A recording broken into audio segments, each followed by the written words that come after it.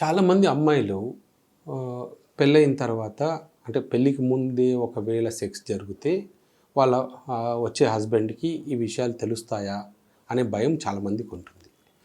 పాతకాలంలో అమ్మాయిలకి కన్నె పొర అంటే ఇప్పుడు ఇంగ్లీష్లో దీన్ని హైమన్ అంట.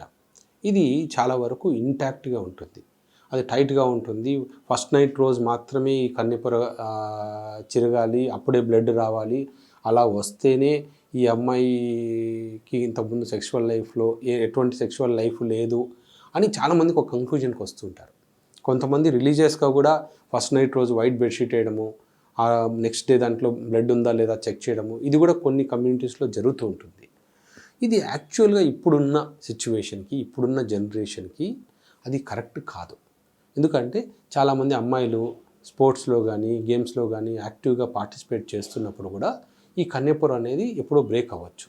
చాలామంది సైక్లింగ్ చేసేటప్పుడు కానీ, అంటే దాని మీద ఎప్పుడైనా ప్రెషర్ పడినప్పుడు కానీ ఈ కన్నెపొర చినిగిపోవచ్చు. సో దాన్ని బేస్ చేసుకొని కన్నెపొర లేదు, హైమెన్ లేదు, సో ఈ అమ్మాయి వర్జిన్ కాదు అని చెప్పే టెస్ట్లు ఇప్పుడు లేవు. కానీ రెగ్యులర్గా సెక్షువల్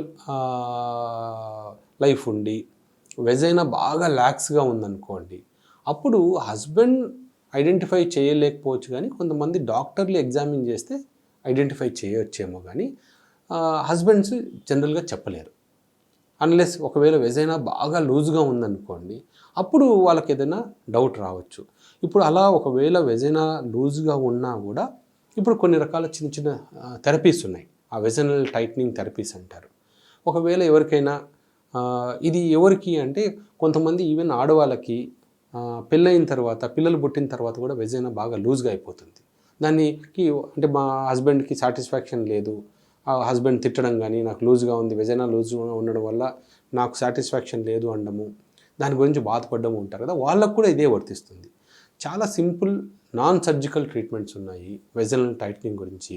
మీరు గైనకాలజిస్ట్ని సంప్రదిస్తే చాలా సింపుల్, అంటే ఆపరేషన్ కూడా చేయకుండా దాన్ని వెజైనల్ టైట్నింగ్ చేయొచ్చు. ఒకవేళ అలాంటి ప్రాబ్లం ఉంటే వాళ్ళని సంప్రదించండి.